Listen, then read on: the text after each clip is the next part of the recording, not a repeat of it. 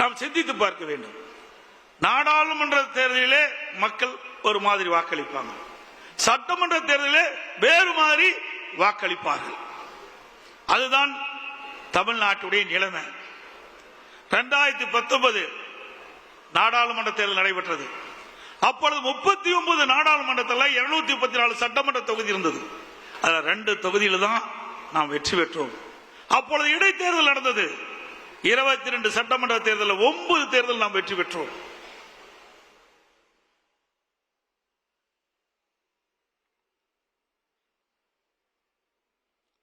(2021) அனைத்து இந்திய அண்ணா திராவிட முன்னேற்ற கழக தலைமையில் அமைக்கப்பட்ட கூட்டணி 75 இடங்களில் நாம் வெற்றி பெற்றோம். 2019 நாடாளுமன்ற தேர்தலில் 2 இடங்கள் வெற்றி பெற்ற அண்ணா திமுக கூட்டணி ஒரு இடத்துல தான் எம்பியில் நாம் வெற்றி பெற்றோம் 2019. ஆனா எம்எல்ஏ தொகுதி வரும்போது 2 இடத்துல வெற்றி பெற்றோம். அதே 2021 75 இடங்களில் வெற்றி பெற்றோம். அதே போல 2019 நாடாளுமன்ற தேர்தல் அப்ப திராவிட முன்னேற்ற கழகத்தை சேர்ந்தவர்கள் அந்த சட்டமன்ற இடைத்தேர்தலில் போட்டியிட்டாங்க. அண்ணா திமுக எதிர்த்து அண்ணா திமுக திமுக 2 தான் 22 சட்டமன்ற இடைத்தேர்தல் நாம் போட்டியிட்டோம். அதுல 9 எம்எல்ஏ நாம ஜெயிச்சோம். அப்ப நிலக்கோட்டை சட்டமன்ற தொகுதி நாடாளுமன்றத்தில் திமுக சுமார் 39,000 வாக்குகளை வெற்றி பெறாங்க. அதே நிலக்கோட்டை சட்டமன்ற தொகுதியில் அண்ணா திமுக 25,000 வாக்குகளை வெற்றி பெற்றோம். ஒரே நேரத்தில் தேர்தல் நடைபெறுகிறது. நாடாளுமன்றத்தில் திமுக போட்டியிடுறது, சட்டமன்றத்திலையும் திமுக போட்டியிடுது. ஆனால் நாடாளுமன்றத்தில் அதிக வாக்கு வாங்குறாங்க, சட்டமன்றத்தில் அண்ணா திமுக அதிகமா வாக்குது. இப்படி 9 சட்டமன்ற இடைத்தேர்தலிலும் அண்ணா திமுக வீழ்த்தியது. அந்த 9 சட்டமன்ற தொகுதியிலும் நாடாளுமன்ற தொகுதியை பொறுத்த வரைக்கும் அவர்கள் அதிகமாக வாங்கினாங்க. இதுதான் நிலைமை.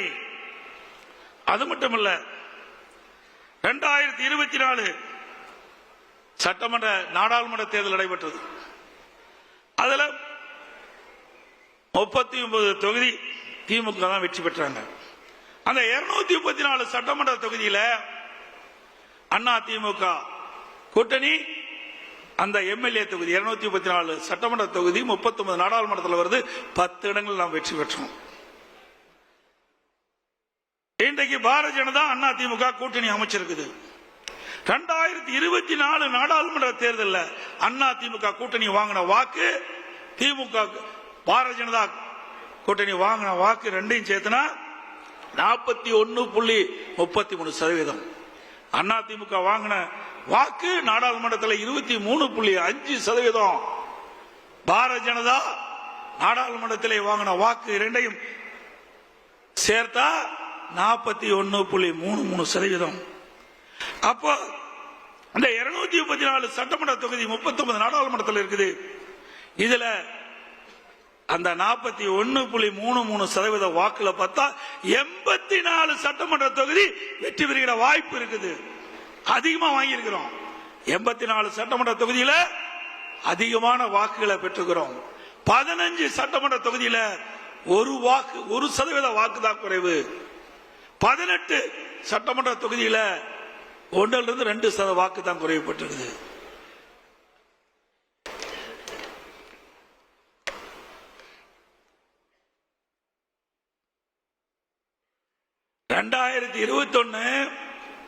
சட்டமன்ற பொதுத் தேர்தல் 2019 நாடாளுமன்ற தேர்தல் 2 ஒப்பிட்டு நான் சொன்னேன். 2019 நாடாளுமன்ற தேர்தலில் அந்த நாடாளுமன்ற தேர்தல் 2 இடங்கள் தான் எம்எல்ஏ தொகுதியில் வெற்றி பெற்றோம். 21 75 தொகுதி வெற்றி பெற்றோம். இப்போ அண்ணா திமுக பாரதிய ஜனதா கூட்டணி அமைச்ச பிறகு 84 இடங்களை வெற்றி பெற்றிருக்கிறோம். அப்போ 19 2 இடங்கள் வெற்றி பெற்ற போது 84 என்று சொன்னால் 75 என்று சொன்னால் இப்பொழுது 84 என்றால் அடுத்த ஆண்டு நடைபெற்ற சட்டமன்ற பொதுத் தேர்தலில் 210 இடங்களில் அண்ணா திமுக தலைமையில் அமைக்கக்கூடிய கூட்டணி வெல்லும்.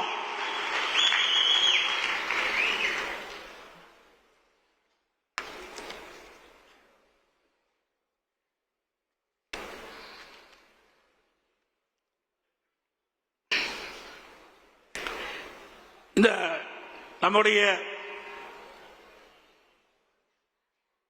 தீர்மானத்தில் கூட அதை கொண்டாந்து இருக்கிறோம்.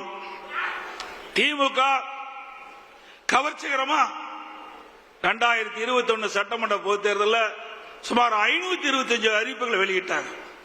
நிறைவேற்ற முடியாத அறிவிப்புகளை வெளியிட்டு மக்களை ஏமாற்றி கொள்ளைப்புறத்தின் வழியாக ஆட்சிக்கு வந்த பிறகு சுமார் 4%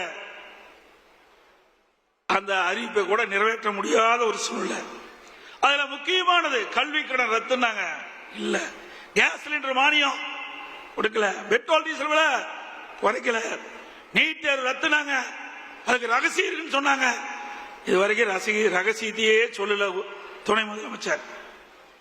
100 நாள் வேலை திட்டம் 150 நாளாக உயர்த்தப்பட்டாங்க, உயர்த்தல, ஏழை மக்களை ஏமாத்திட்டாங்க. அரசு காலி பணியிடங்கள் அரசாங்கத்தில் 3 லட்சம், அரசு சார்ந்த நிறுவனத்தில் 2 லட்சம், மொத்தம் 5 லட்சம் காலி பணியிடங்கள் நிரப்புனாங்க. இது வரைக்கும் நிரப்பல. கடந்த சட்டமன்ற பொதுத் தேர்தலில் வெறும் 50,000 பேர் தான் அரசு ஊழியர்கள் நிரப்பப்பட்டதா அறிவிச்சாங்க. இந்த 4.5 ஆண்டுகள அரசு பணியாளர்கள் சுமார் 75,000 பேர் பணி ஓய்வு பெற்றுக்கிறாங்க. அதோட அதிமுக ஆட்சியில கொண்டு வரப்பட்ட தாலிக்கு தங்க திட்டம் நிறுத்திட்டாங்க. அம்மா மினிக்கலை கைவிட்டுட்டாங்க. அம்மா இருசக்கர வாகனம் அதையும் கைவிட்டுட்டாங்க. இப்படி மக்களுக்கு நன்மை பயக்கக்கூடிய அதிமுக ஆட்சியில போடப்பட்ட திட்டங்களை எல்லாம் நிறுத்திய அதுதான் திமுக ஆட்சியுடைய சாதனை. அடிக்கடி ஸ்டாலின் சொல்லுவதெல்லாம் நாங்க குடும்ப தலைவிக்கு 1000 ரூபாய் கொடுத்துட்டோம். எப்ப கொடுத்தீங்க? அதிமுக தொடர்ந்து சட்டமன்றத்தில் அழுத்தம் கொடுத்தோம். தேர்தல் நேரத்தில் குடும்ப தலைவிக்கு 1000 ரூபாய் கொடுப்பதாக தேர்தலில் அறிவிப்பை கொடுத்துவிட்டு அவருடைய வாக்குகளை பெற்று ஆட்சிக்கு வந்த பிறகு கொடுக்கப்பட்ட வாக்குறுதியை நிறைவேற்றவில்லை.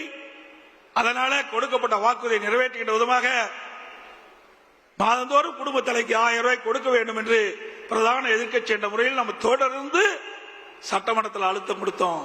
தொலைக்காட்சியின் வாயிலா தெரிவிச்சோம், ஊடகத்தின் வாயிலா தெரிவிச்சோம்.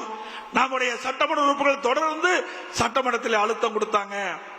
அதிமுக பொதுக்கூட்டத்திலே தொடர்ந்து விமர்சனம் பண்ணோம். வேறு வழி இல்லாம 28 மாதம் கழிச்சு அதிமுக கொடுக்கப்பட்ட அழுத்தத்தின் காரணமாக தான் மாதந்தோறும் குடும்ப தலைவிக்கு 1000 ரூபாய் கிடைச்சிருக்கு. உங்கள் தந்திவன் தொலைக்காட்சியில் கால பைரவன் தினமும் காலை 6 மணிக்கு காண தவறாதீர்கள்.